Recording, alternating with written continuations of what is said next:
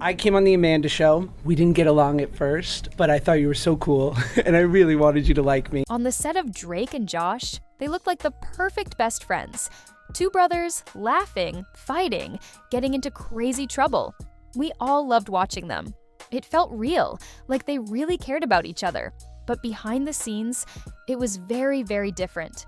And then, thankfully, we had this shared love of old school comedy and sitcoms and great television. And so once you realized that I was kind of funny and I liked people who liked funny, we were suddenly, like, inseparable. Yeah. Their real story is full of secrets, heartbreak, betrayal, and deep pain.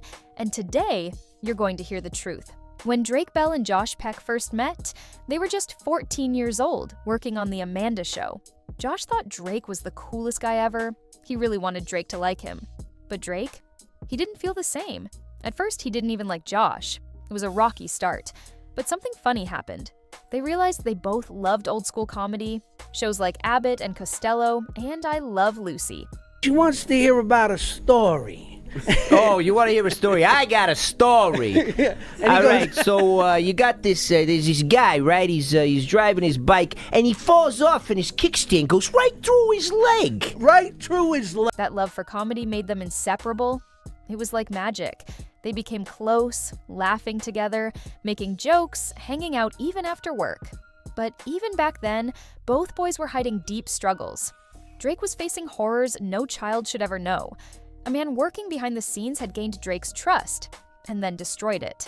Drake was being hurt in ways too painful to even say out loud. He told no one, not his parents, not his best friend Josh. He just kept smiling for the cameras, pretending everything was okay. Meanwhile, Josh had his own battles. He grew up without a father, raised by a single mom who struggled to pay rent. Josh turned to food for comfort and quickly became overweight. He was bullied, laughed at, and felt like he never fit in. But, like Drake, he hid his sadness behind jokes and funny faces. Together, they made millions of kids laugh, while inside, they were both breaking. When Drake and Josh began filming, their bond grew. They were spending even more time together, but the pain Drake carried stayed hidden.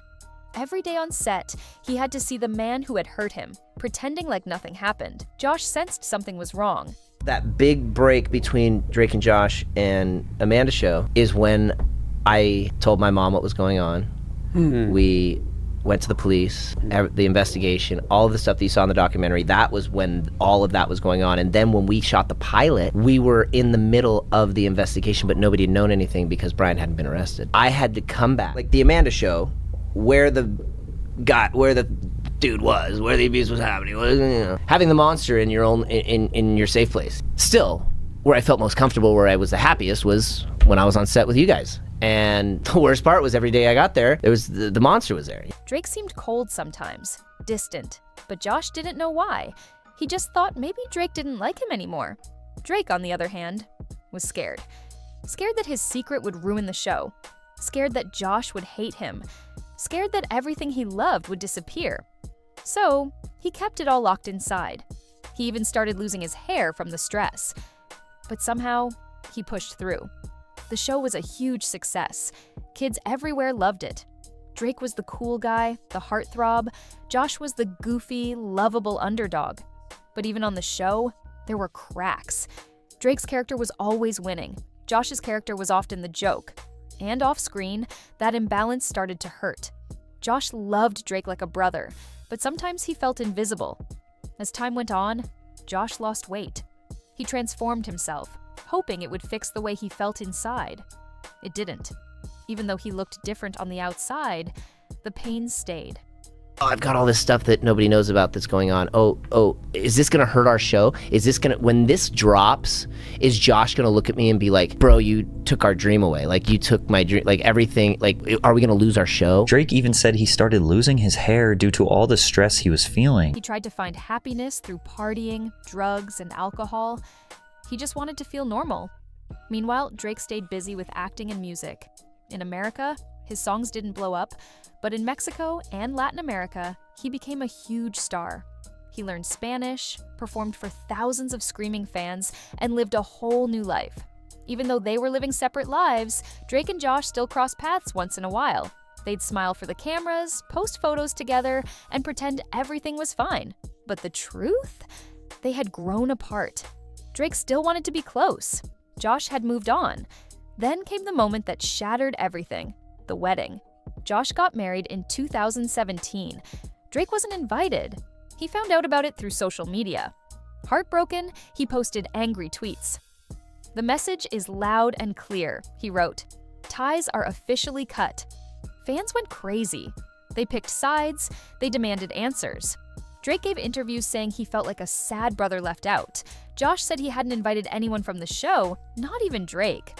But the damage was done. Their friendship, or whatever was left of it, was broken. After the wedding drama, Drake's life started to fall apart even faster. In 2021, he was arrested for inappropriate messages with a minor. The headlines were brutal. His reputation was destroyed. People called him a monster, a pedophile.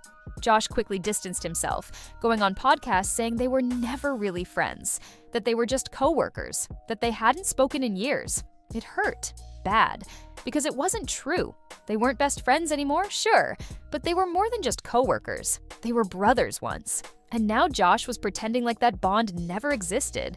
As Drake's world crumbled, he turned to drugs to numb the pain, caught inhaling balloons in his car while his toddler son sat in the back seat. Listed as missing by police after threatening to hurt himself. I had a feeling because Brian, who was ever present during the Amanda show, and then he was gone. And I didn't know anything except I had a feeling something happened. And I remember we're in the car, it was you, me, and Jill, and I said, you still talk to Brian? And you just looked at me like, no, Brian's a really bad guy. And I remember thinking, gotcha. And it was all that I needed to know. And I didn't know anything more than that, but I was like, that's clear. Yeah. Gotcha. His wife filed for divorce. His life was a mess. But then, something unexpected happened. Drake went to rehab. For the first time ever, he talked about the abuse he suffered as a child. He talked about the monster who destroyed his innocence. He shared his story with the world through the documentary Quiet on Set. And suddenly, people saw him differently. They felt empathy. They realized he wasn't just a villain. He was a broken boy who never healed. After the documentary, Drake and Josh finally sat down together in 2025.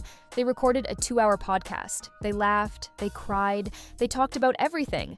The good, the bad, the ugly. They apologized, they hugged. It was a moment fans had waited for years. But if you watched closely, you could feel the tension still there. Drake said, "I love you" with full heart.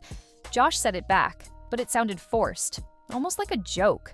Drake wanted that brotherhood back. Josh, he seemed to have moved too far away to reach. The truth is, their story isn't some perfect Hollywood friendship. It's real. It's messy. It's painful. It's two people who loved each other like brothers, but couldn't save each other from the storms inside their hearts. Sometimes, no matter how much history you share, no matter how much you want it to work, people grow apart. Hurt piles up. Walls are built. And even if you tear them down for a moment, the cracks are still there. Drake and Josh are not enemies. They're not best friends. They are something much more complicated. They are a reflection of real life, of how sometimes the people you love the most are also the ones who break your heart the deepest. They made millions of us laugh. They gave us memories we'll never forget. But behind the jokes, behind the hugs, there was pain we never saw. Pain they never knew how to fix. Maybe one day, they'll find their way back to each other fully. Maybe they won't. But what they shared, the laughter, the fights, the brotherhood, that will always be real, even if their paths never fully cross again. And that's the real story of Drake and Josh. If this story touched you, don't forget to like, subscribe, and share your thoughts in the comments. Were you surprised by the truth behind Drake and Josh? Let's talk about it. Thanks for watching, and stay tuned for more deep dives into the stories you thought you knew.